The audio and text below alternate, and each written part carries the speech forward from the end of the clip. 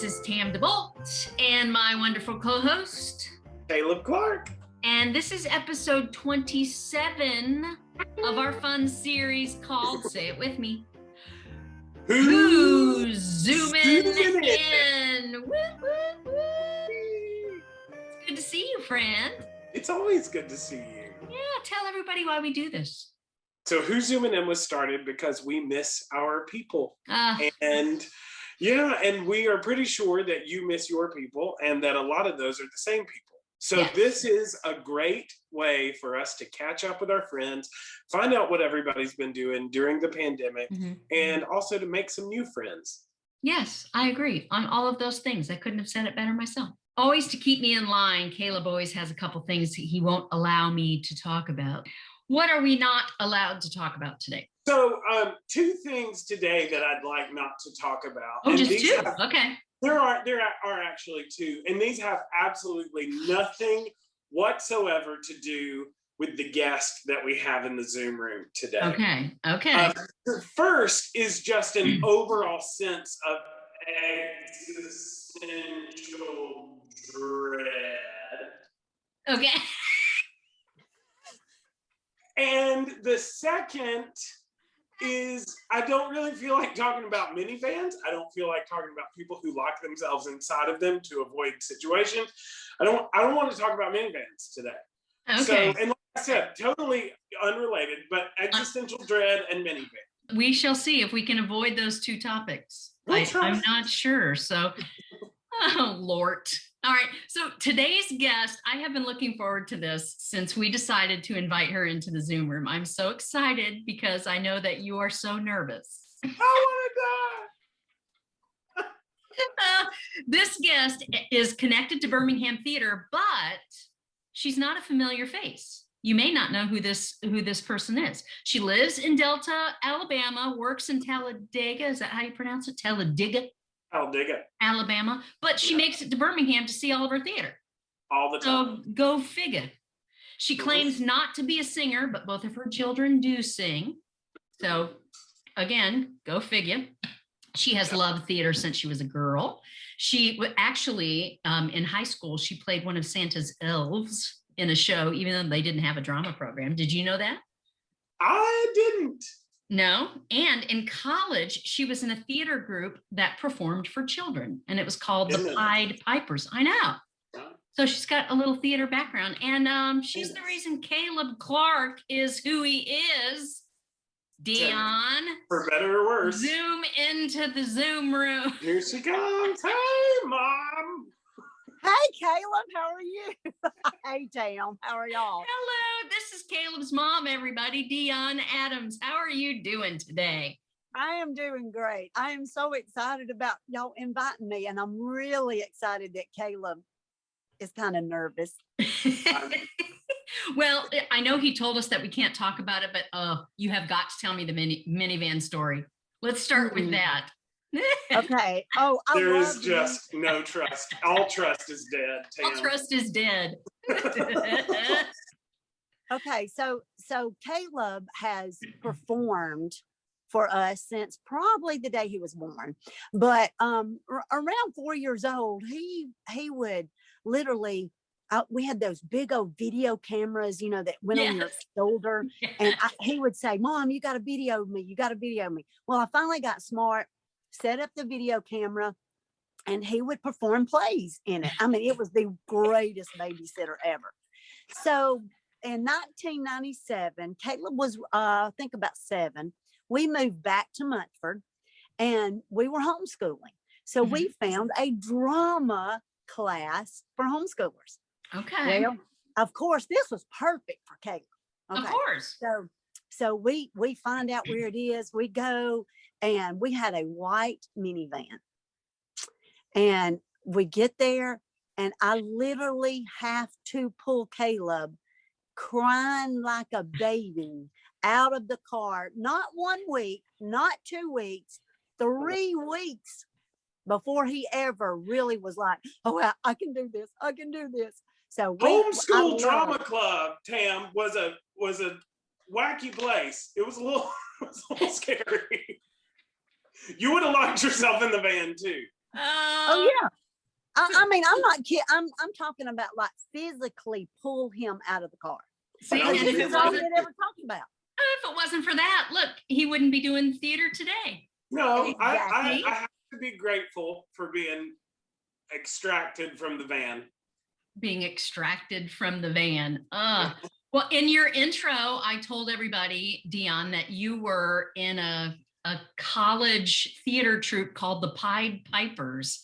So who are you in this picture? You said you are the girl with My finger pointed up. That's me. That's her.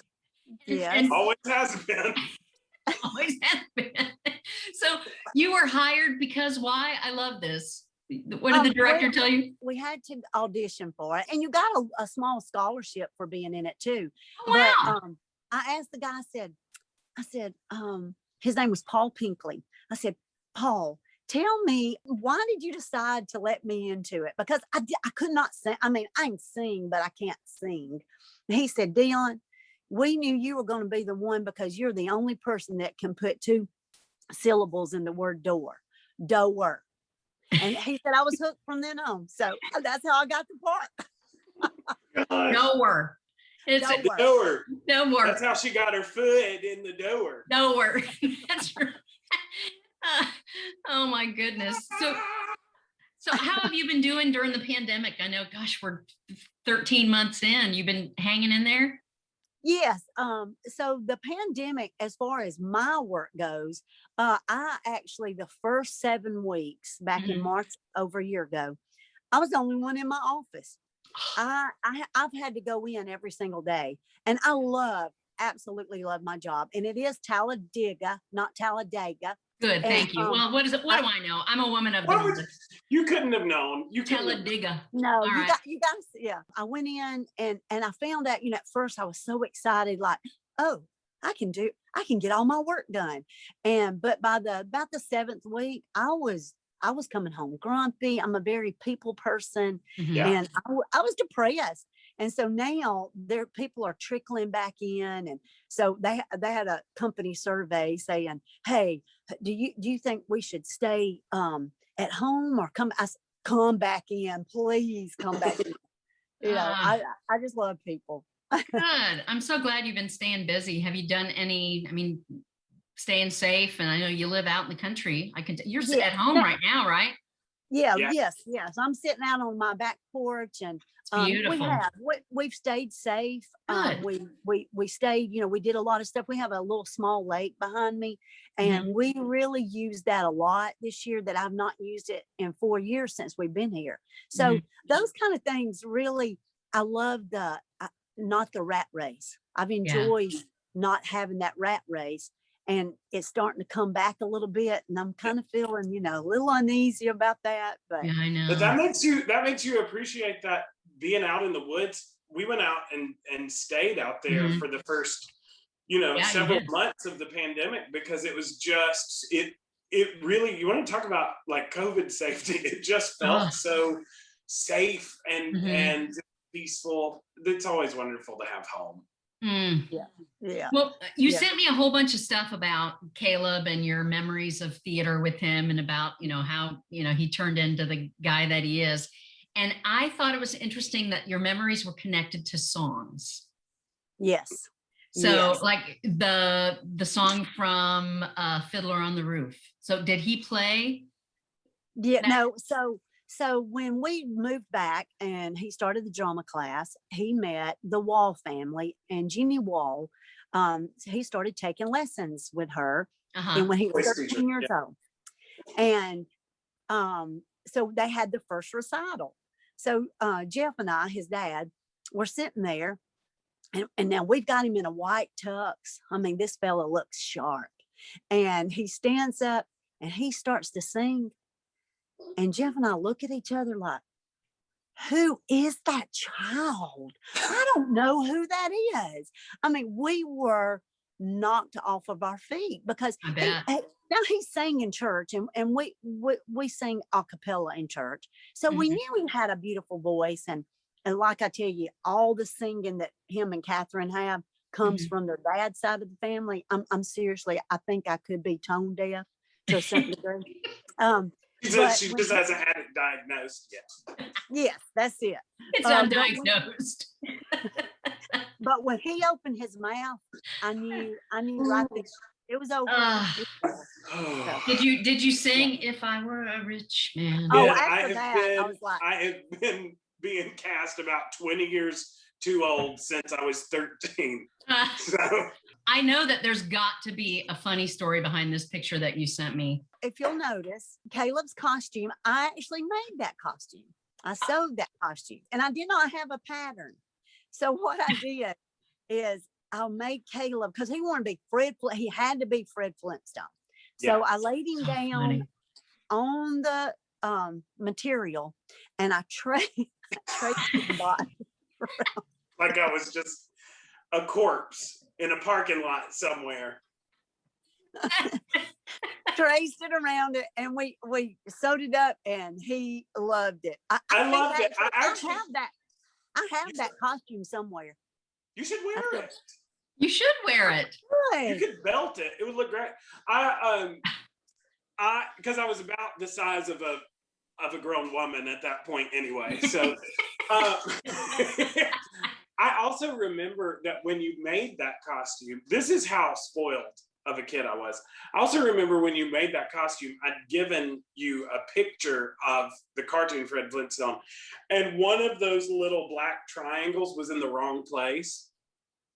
And I wept. Oh, I had to openly grieve and mourn the loss of the correct placement. She is nodding as if she remembers it well. It was traumatizing for all of us, I think. The tie. It was not, the first tie that I did not look like what he thought it should look like. So I had to redo it. There it is. Oh my gosh. Yep. That's my son. Tam DeBolt knows how particular I get about my costumes. Oh, I think it's fantastic. I feel so sorry for the people who dress him. Oh my goodness. Bless his heart. Bless their heart. And then here's another one. What's the deal behind this costume? Who? I don't know if you know this, Tam, but he gets obsessed with things. Does he? So yeah, so he got to go see Phantom of the Opera in Tampa, Florida. And this is his next costume after that Halloween. That he was going to be Phantom of the Opera. So I wish somebody had put that mask over that double chin. Well, it's only half a face. So, hey, let's not talk about double chin. So you said that you have traveled all over the place seeing Caleb perform, right? My mom had the same story about me. There was one time they got a whole bunch of people from my hometown, and they all got in buses. Caleb, I kid you not. I believe you. Drove from Decatur, Indiana to Indianapolis to see me in Nonsense. Yeah. So wow. That's amazing. I know Deonne's experience with this is she came to see Caleb a lot at Terrific New Theater in this show, Buyer and Seller. How many times did you see that show? I think somewhere around 4. Yes. That's right. But I have to tell you this, and I'm gonna try my best not to cry, but this is my favorite. Yeah, he was really something in that, wasn't he? Oh, excuse me. So of course, you know, Tam, I bring people with me. Of course. So all 4 times I brought somebody with me. But the one thing that I loved, and I appreciate your guidance in that, was that when people walked away, this is what they would say to me. I felt like I saw 7 different actors on that stage. And that still, I think that one will forever be my all-time favorite. Oh, well, we had fun putting it together. I can tell you that. Yeah. Oh, yeah. Yeah, we did. Yeah. Well, and you know, Mom, I don't even know if you know this, but Tam, I don't think we'd ever met before we started that project. So no, really? Oh my goodness. That was a big, I mean, I owe a lot to both of these ladies, but for Buyer and Seller especially, Tam. Yeah. I had seen you on stage for something and thought, oh, he's so funny. He would be great for this. And what did I see you in? Was it like The Little Mermaid or something? You've seen Little Mermaid, I think, and we've just done. And I thought he's funny. Yeah.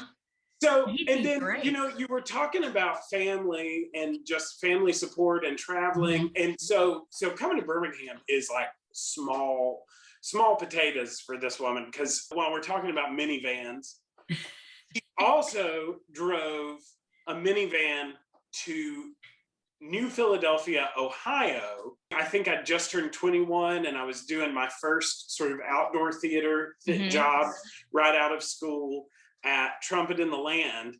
And this woman was not feeling very well. And she drove a lot of our family to Southern Ohio to see this and kept not feeling great. She had to pull over a couple of times because she drove there, we found out later, with a broken rib.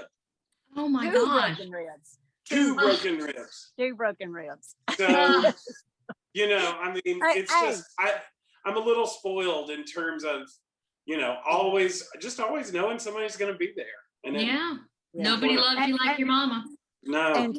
And talking about the bus, when he was in Shrek over in Georgia, at Atlanta, we rented a 15-passenger van and my cousin drove it, and our whole family and extended family, we all drove up there to see that too.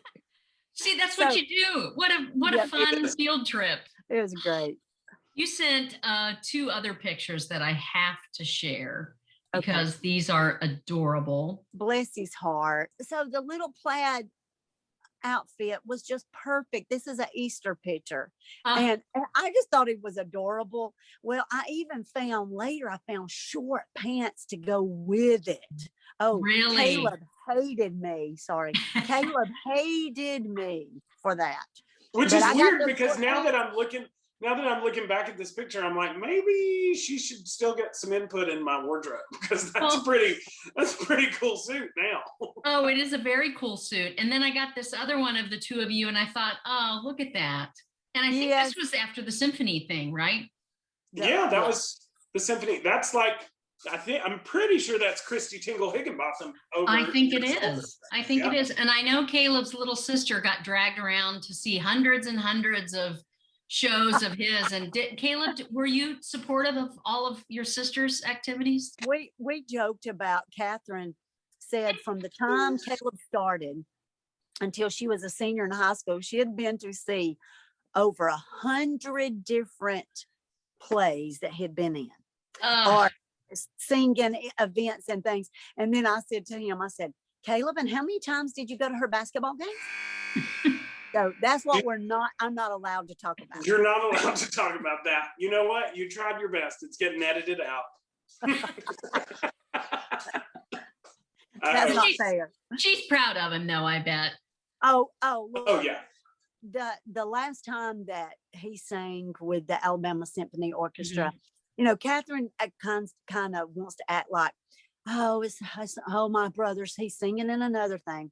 But when he went on stage that night and that first song that he sang, Catherine was sitting beside me, and you would have thought we were at a Alabama-Auburn football game. She screamed so loud. She was so proud of him. And I love that. I love that about my children. They are supportive of each other. And that makes a mama happy. Well, yeah, that's your doing, Mama. I mean, you created that web of love. So yeah. Well, and we grew up in a very tight place too. I mean, where she's sitting right now, she's probably only 20 miles from 80% of most of our family. And so, you learn the importance of family. And then when you're a little further away, this is not as far away as I've been. And when you're a little further away, those ties stay. The roots. Oh, they do. Stay. Yeah. And that's it. I mean, our family, Caleb's dad's family, I mean, they're just wonderful, and they are supportive. And if you don't have that, you don't really understand what you're missing. And that's what I love about it. Well, and sometimes, not everybody can have it, but sometimes the really hard thing is when you do have it, realizing what you have. That's really true. I'm so glad that you joined us today. I know we've got thank you. 10 questions we want to ask you. Yes. I think it was fun. I love to watch Caleb squirm a little bit. Thank you, Deonne. Yeah, that was tough. That was one of the my body is very hot. Did you sweat through your shirt? Are you just sort of nervous? No, it was great. That's just payback, baby. That's just payback. So this is Caleb's mom, everybody. What? There she is, folks. There she is, folks. Oh my goodness. So we're going to find out 10 more things about Caleb's mom that we may not know. I don't even know if Caleb knows the answer. Yeah, we'll see. Some of these questions. So, Hey, all right. Yeah, Caleb, can you try to guess them before? No, ma'am. You got it. He'll let us know if he knew the answer. So, and so we've got 10 questions. I'm going to ask you the first one. You ready? Okay, I'm ready. Question number 1. What is your favorite dessert? Oh, I've got a new favorite dessert. I had been on a no sugar diet for 18 days, and Easter, my cousin Jody brought a lemon velvet cake instead of a red velvet cake. It was a lemon velvet cake. It was my fabulous. It sounds fabulous. Yeah. I'm gonna have to look that up. Yum. Yeah. I've got the recipe. I'll send it to you. Question number 2. Dogs or cats? Oh, dogs. All the way dogs. Good. Most of the people that we have are dog people, so I don't know how it works out that way. So well, see, I love dogs so much that even on my fingernails, I have dogs. Yes, I love. Hold it closer to the camera so we can see. Little bitty dogs. I love that so much. Oh, Caleb, I love your face. All right, question number 3. Do you still blow out your candles on a birthday cake? Yes. Good. Yes, That's I a do. great answer. Caleb's grandmother I can't remember what birthday it was, and she was in her 80s, and we had given her a cake, and she was still eating. And when she went to blow her candles out, the chicken went all over the cake. So we didn't eat that cake. So if I ever get to that age, I'm not blowing my candles out anymore. Nope. Don't do it with a mouthful of chicken. If you didn't take after the COVID, maybe we'll never blow out birthday candles. Exactly. I don't know. Maybe not. Maybe we'll stop using candles and that story will never be told again.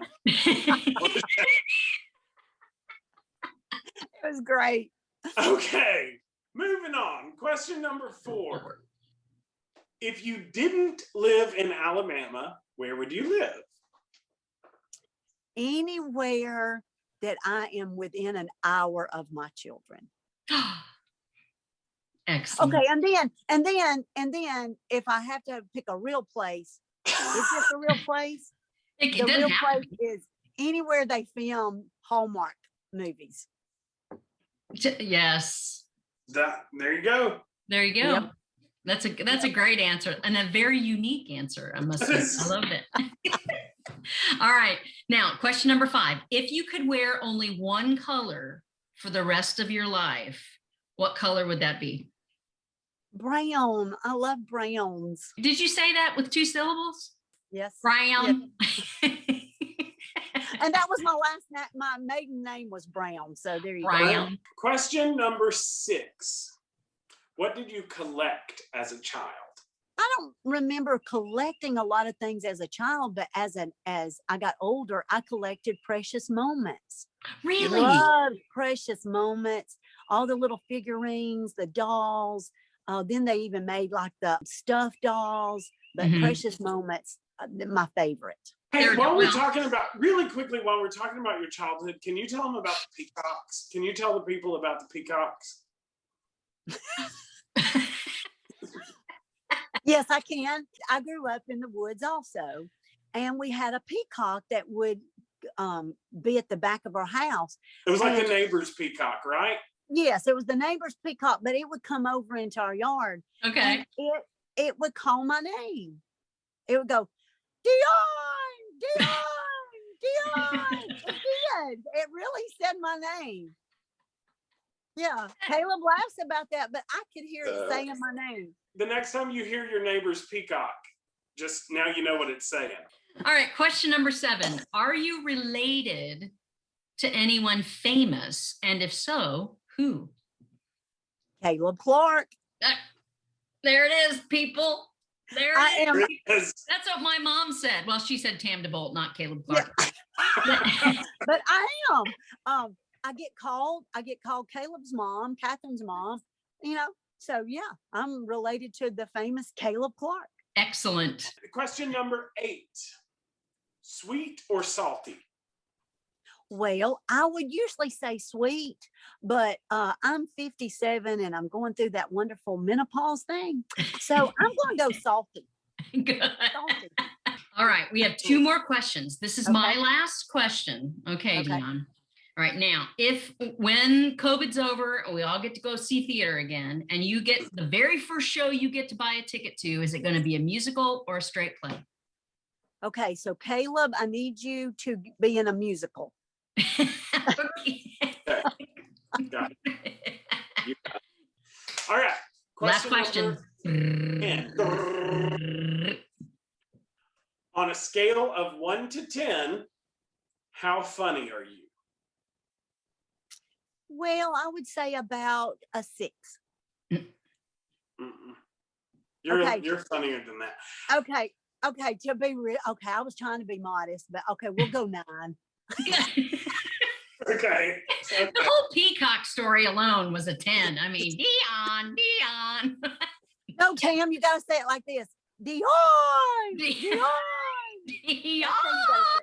Yeah, that's it. Okay, I got it. That's your role in the Deonne Clark story. There you go. I'm so glad you joined us today. My face hurts. I've been laughing so hard. Mine does too, but my back's killing me too, sitting in this position. Wave at everybody. You're too funny. Bye. I love it. Thank you. Love y'all.